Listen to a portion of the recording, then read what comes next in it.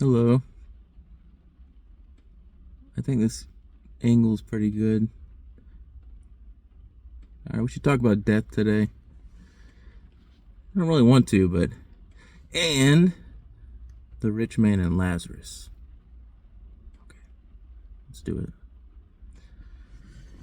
Oh, yeah, hope you're doing well.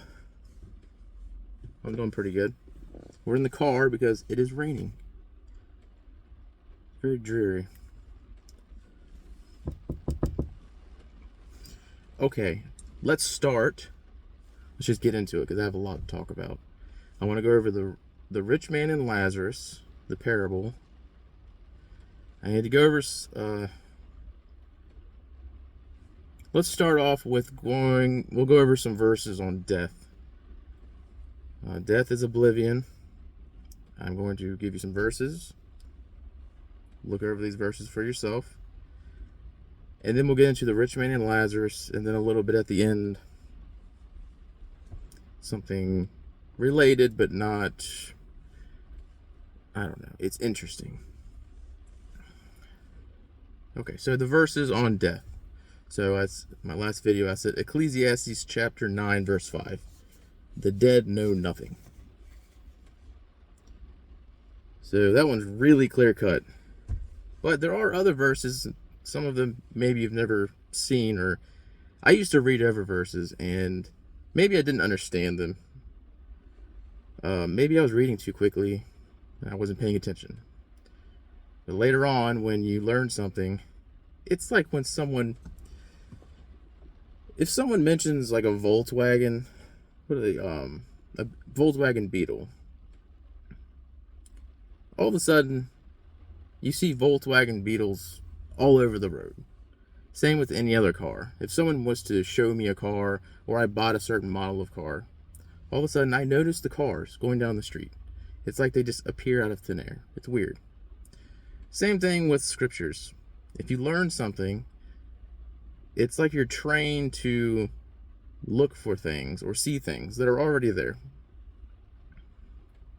I was thinking about a game me and my brothers played back in the 90s. I think it's called Punch Buggy. I don't know if we made that up or someone else did. And you see a Volkswagen, you punch your, yeah, it wasn't nice. Don't do that. Okay. Psalm chapter 9, verse 17. I'll read the King James, and then I'll switch to my literal version. The wicked shall be turned into hell, and all the nations that forget God. If you saw the video I did 2 days ago, I told you about the Hebrew Sheol. Sheol is Hebrew, Hades is Greek. They both mean unseen. The King James translates the same word that they translated hell as grave in many places. It means unseen, but they translated hell here in Psalm 9:17. Here's my literal version. The wicked shall return to the unseen, all the nations forgetful of Elohim. Now we know that wicked people were not born in hell.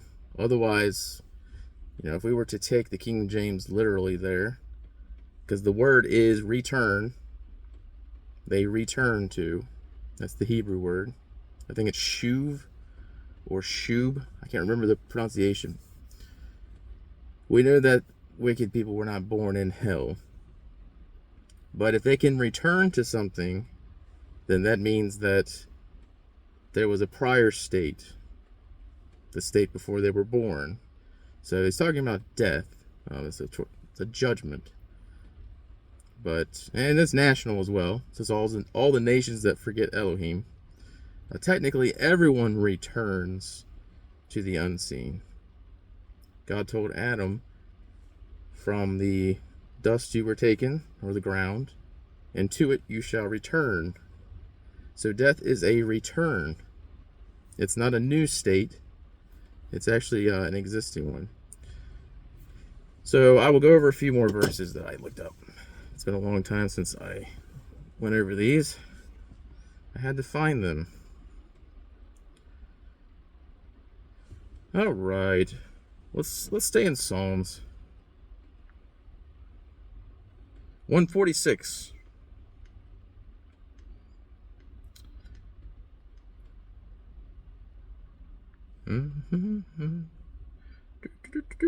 Okay. Verses 3 and 4, Psalm 146. Do not trust in patrons. This is the literal version. Do not trust in patrons, in a son of humanity with whom there is no salvation. Verse 4. His spirit shall go forth, and he shall return to his ground. In that day his reflections perish. Let's look at the King James real quick. Verse 4, same verse. His breath goeth forth, he returneth to his earth. In that very day his thoughts perish. Now that, with the King James, maybe helps you understand a little bit clearer. Here's the International Standard. When they stop breathing, they return to the ground. On that very day their plans evaporate. So there is nothing going on in the grave. Let me just look at that one more time. Yeah. So you're not thinking anything while you're dead.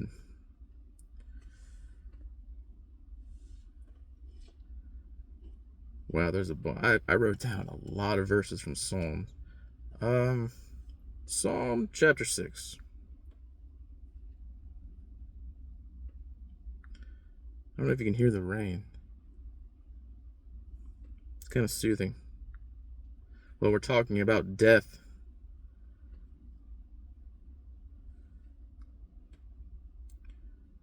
This is the literal version. For in death there is no remembrance of you. So there's no memory in death. In the unseen, who shall acclaim you? It looks like our word Sheol is here again. Yes. The King James says, for in death there is no remembrance of thee. In the grave, who shall give thee thanks? Yes, that is Sheol. That is Psalm chapter 6, verse 5. If you want to look at the Greek word Sheol, and you have a Strong's Concordance, it is number 7585 in Strong's Concordance. But they translated it grave.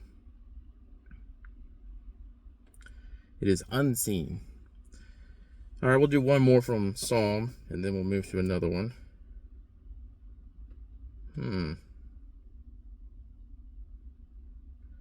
Yeah, let's go to Psalm 115.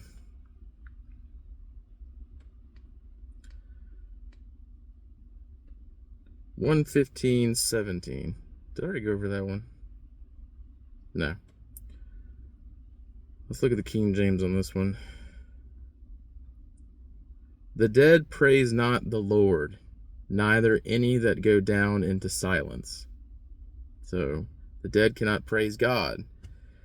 If there are people that die and go to heaven, of course they would be praising him. This says the opposite. Let me look at this. Yeah, so the dead cannot praise God, nor all those descending into stillness. So we're getting the idea of death. Let us go to Job. Job chapter 14. I am laying a foundation here. Trust me. Chapter 14, verse 12.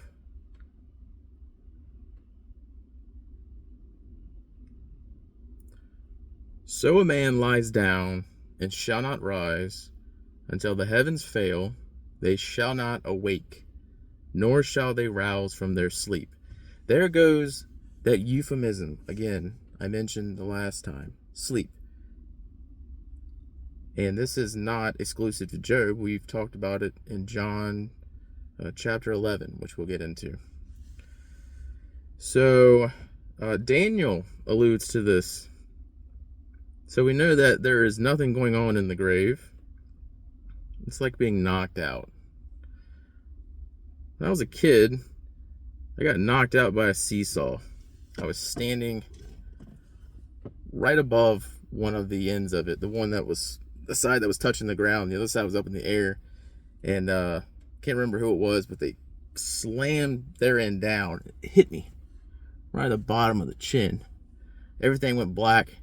The next thing I remember, I'm laying on my back, and they're standing over me, asking if I'm okay. I didn't remember anything. I was out of it. I imagine that death is similar. What has to be, because you don't know anything. Of course, you don't have to get knocked out. Be careful around seesaws, people. They're dangerous. I was a reckless child. Why did I just go back to Job? This is what happens when I talk too much. Daniel, where are you? Come here, buddy. That's a good question. Where is Daniel? That is essentially the meaning of Sheol. Where are they? Daniel, we will see Daniel again. He will be resurrected. Resurrection is everything. And this is a prophecy for what we call the end times. In that era shall stand up Michael, the great chief, standing over the sons of your people, Israel. Then comes to be an era of distress, such as has not occurred since there came to be a nation on the earth till that era. Now in that era your people shall escape, all those found written in the scroll. From those sleeping in the soil of the ground many shall awake, these to Aeonian life, and these to reproach for Aeonian repulsion. Sleeping, again. The King James translates Aeonian as everlasting. And now I know what my next video is going to be. It is the Hebrew equivalent for the Greek word aion, which means an age or an eon. It's olam. It is the same meaning, but we will get into that next time. So they do say everlasting. It is not. And the judgment and the punishment is not. I don't like the word punishment. I'll say judgment. The judgment is not eternal, but sleeping.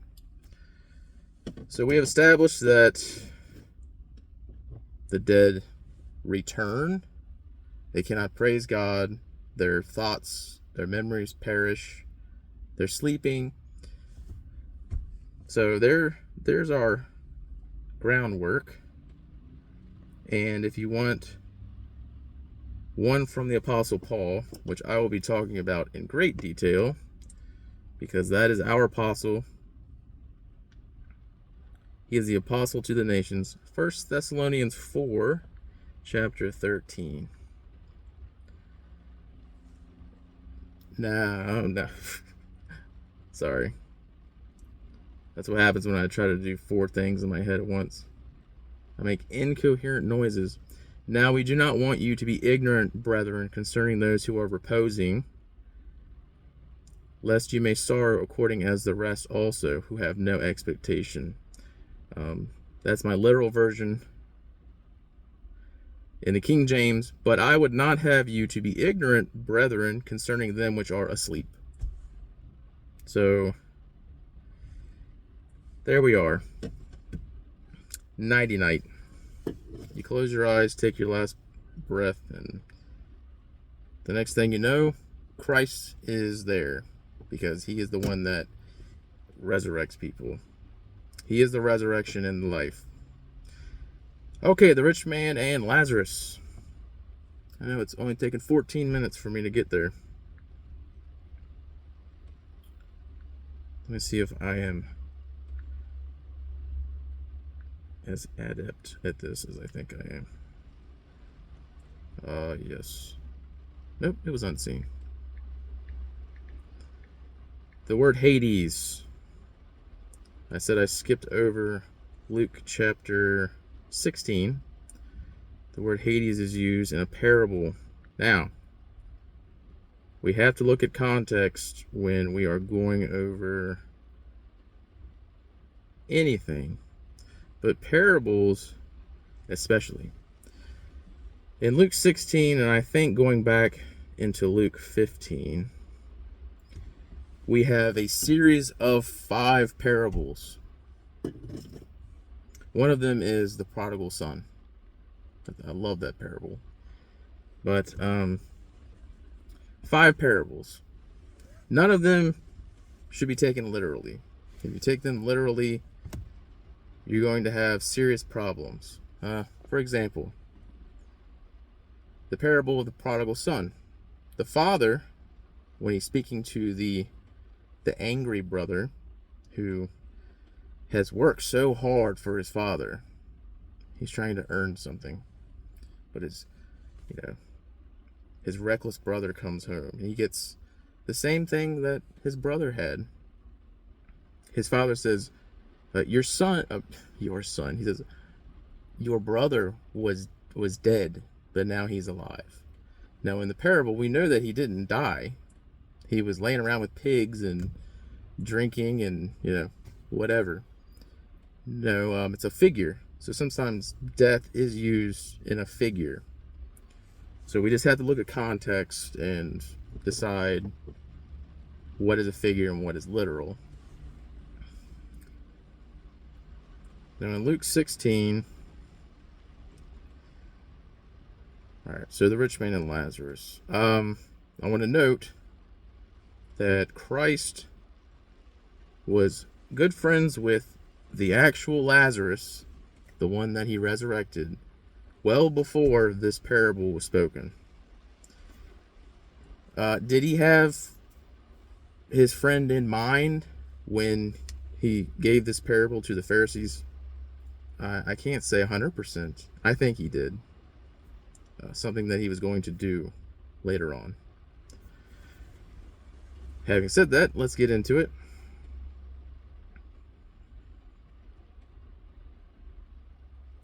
Verse 19 of chapter 16. Now, this parable is used quite a bit to prove eternal torment, the fire, the torments, the 2 sections. It's odd that we would go to a parable to try to prove something, but that's where we're at. Verse 19, let me just get into it. Now a certain man was rich, and he dressed in purple and cambric, daily making merry splendidly. Now there was a certain poor man named Lazarus, who had been cast at his portal, having ulcers, and yearning to be satisfied from the scraps which are falling from the rich man's table. But the curs, or the dogs, also, coming, licked his ulcers. Now the setup to this, there's no mention of faith. There's no mention of faith in Christ. So that's the first issue. We just have a rich guy and we got a poor guy. And Christ is only speaking to Israelites. These are the Matthew, Mark, Luke, and John are gospel accounts. Verse 22. Now the poor man came to die, and he is carried away by the messengers into Abraham's bosom. Now the rich man also died and was entombed. So here it seems like Christ is contradicting the verses that I read. Death is sleep, the dead know nothing. Suddenly there's angels that are carrying Lazarus away to a place that's never been mentioned before. Abraham's bosom. Abraham is mentioned, but not his bosom. This is the second thing that should be noted. Verse 23.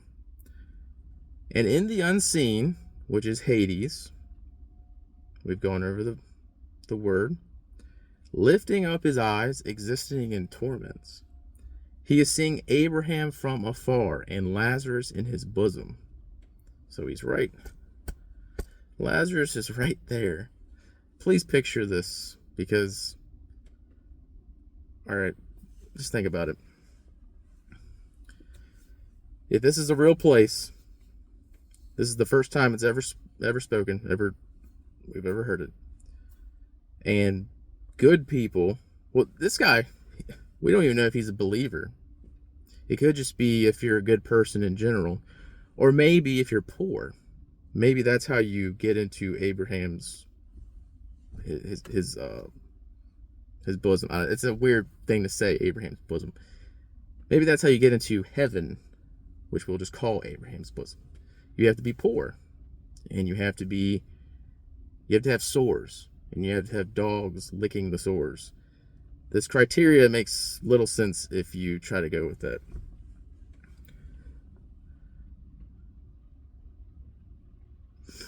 Verse 24. And he shouting said, Father Abraham, be merciful to me, and send Lazarus, that he should be dipping the tip of his finger in water and cooling my tongue, for I am pained in this flame.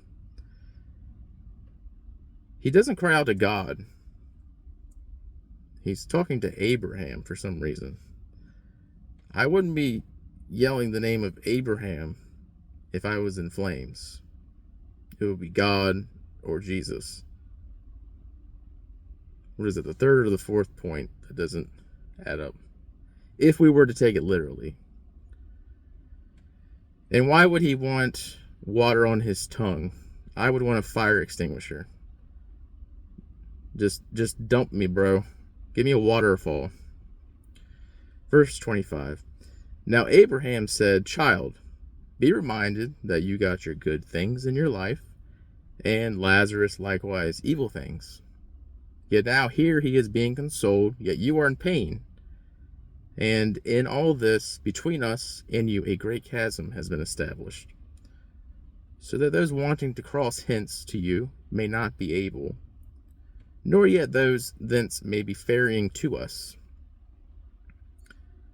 The word ferrying is telling. Now, there is evidence, and I've read a bit of the Jewish historian Josephus, that some of the religious leaders at the time in Israel had taken on pagan beliefs. If you look at Greek mythology, you have Elysium, which is pretty much their heaven, although it's in the underworld. So everyone goes to the underworld, but there's compartments, and they're divided by rivers. So the word ferrying, the ferryman, people would put coins on the eyes before they burned a Greek. I don't know if the Romans did that. It's to pay the ferryman so they can get across. It may be that Christ is using their own unbelief, not believing their own scriptures that were given to them directly from God, he was constantly doing mic drops on them, call them hypocrites. They were always the main opponent. And the 5 parables that he's speaking here are directed at them. It starts off with, they're complaining that he's talking to sinners. Well, he came to save sinners. They're self-righteous. They don't understand. But they also they may have harbored some pagan beliefs. So with Elysium, and then you have the rest of Hades, and then Tartarus, which we talked about, which is like a prison. I'm not saying that this absolutely is a reference to it, but it has striking similarities. So in verse 27, yet he said, I am asking you then, Father, that you should be sending him into my father's house. For I have 5 brothers. 5 is very significant. We'll get into that one in a second. I have 5 brothers, so that he may be certifying to them, lest they also may be coming into this place of torment. Yet Abraham is saying to him, they have Moses and the prophets. Let them hear them. Yet he said, no, Father Abraham, but if someone should be going to them from the dead, they will be repenting. And this is our little Lazarus mentioned, I think. I think Christ is foreshadowing the resurrection of the literal Lazarus. Yet he said to him, if Moses and the prophets they are not hearing, neither will they be persuaded if someone should be rising from among the dead.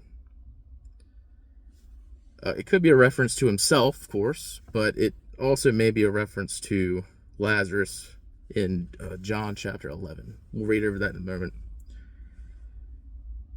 The five brothers.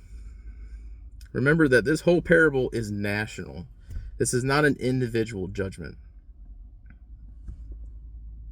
Okay. It's the first time I actually looked at my angle here. It's not too bad. It's a national judgment. The poor man, it represents the faithful remnant of Israel. The rich man who's existing in torments, that is the rest of the nation. They are in apostasy from God. Why mention 5 brothers? So, in the book of Acts, they crucified their Messiah. Now Christ rose from the dead. He gave them a pardon. So what do they do? Or what does he tell them to do? Go spread this message. So that's exactly what happens at the beginning of Acts. Where do they start? In Jerusalem. That's 1. Then they go into Judea. That's 2. Then they go into Samaria. That's 3. Then they go to the limits of the land. That's 4. And then through Paul, they go to the dispersion amongst the nations. That's 5. 5 different areas, 5 brothers representing 5 different areas. The torment is the national disgrace and the suffering that the nation will go through, starting at the end of the book of Acts, for rejecting him again. This is the unpardonable sin. So the pardon that he gives on the cross, Father, forgive them. They know not what they do. It is revoked. So now God has to judge. So them existing in flames is a figure for judgment. It's not literal flames. Just like Abraham isn't literal. And millions of people being on his bosom is not literal. Abraham would have to be like the size of a planet. Yeah. So, parable, not literal, shouldn't be translated hell, and Christ was not endorsing life and death. Now, we went over Lazarus, and why I think that this may be a bit of a nod to his resurrection. One second, I'm sorry. I lost my place. Yeah, John 11.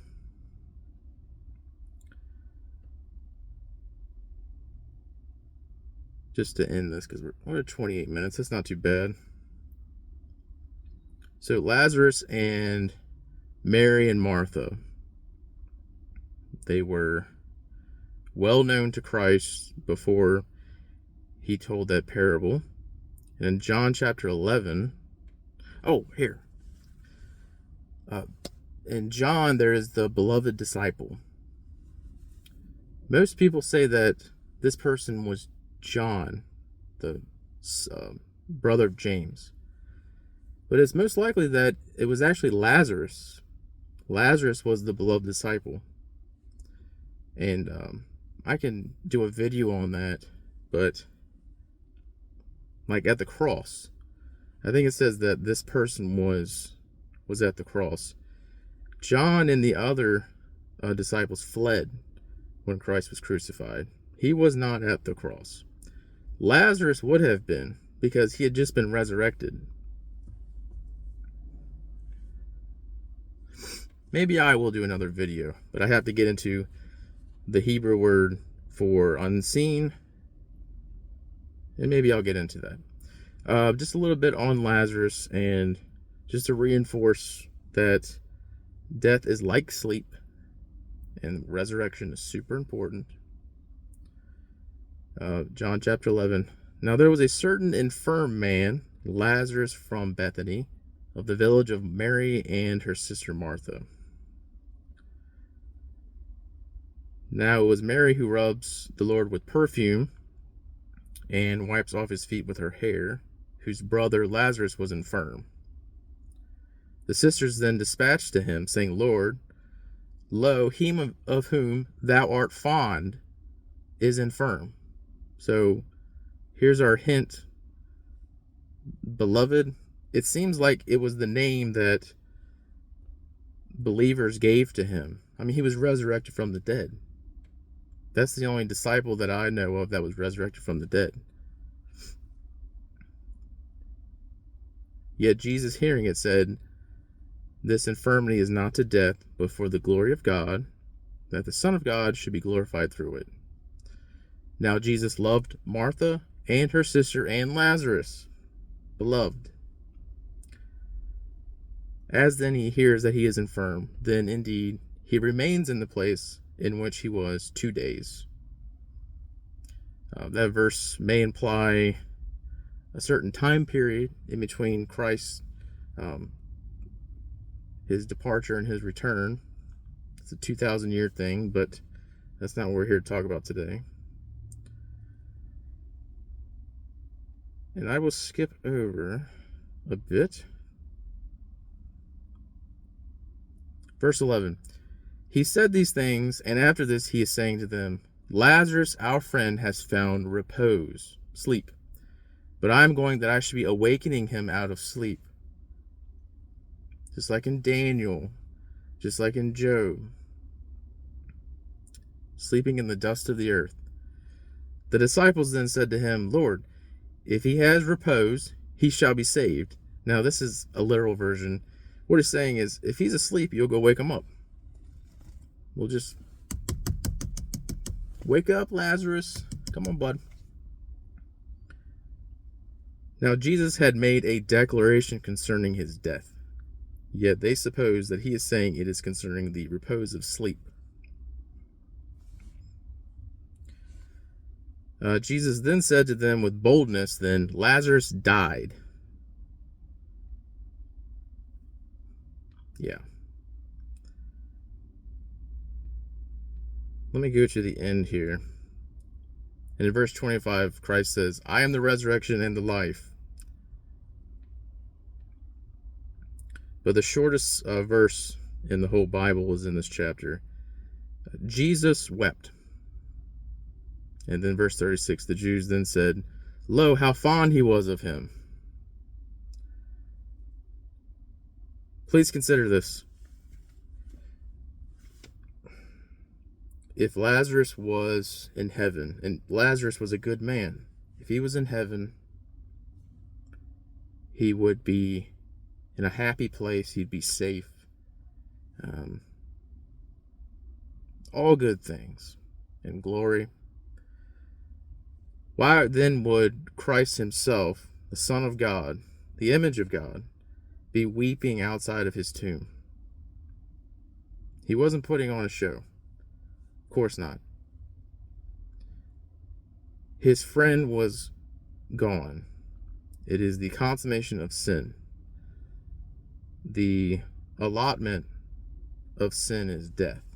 I think that verse in Romans is usually translated, the wages of sin is death. It's the end result of sin. It is not a noble state. It is not something to be desired. Paul calls it an enemy in 1 Corinthians 15. But we know that Christ is the resurrection. He is the resurrection and the life. And Lazarus, and his name is it's a Hellenized Greek form of Eliezer, which is, I think it means God helps, or one that God has helped. Eliezer, is that how you pronounce that? God has helped. Okay, 35 minutes. So the parable is a parable. It's a interesting way you can weave a story, but also teach a lesson, but you cannot take them literally. Figures of speech. Christ said, "Let the dead bury their own dead." Well, we know that there aren't dead people burying dead people. That would be sort of like a zombie thing.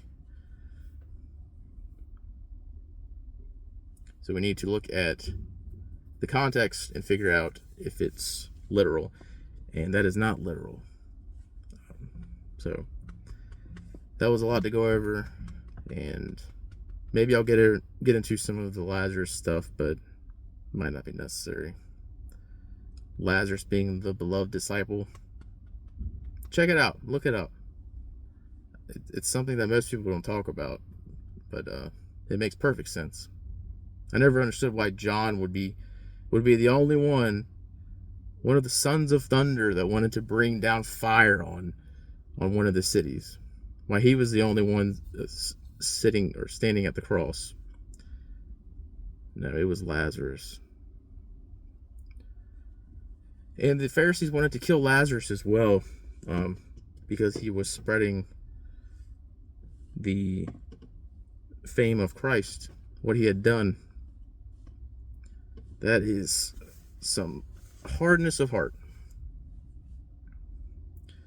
Okay, well, I think I'll stop it there, and thanks for listening. My temporary studio here. Alright, well, God bless you, and look over these things for yourself, and yeah.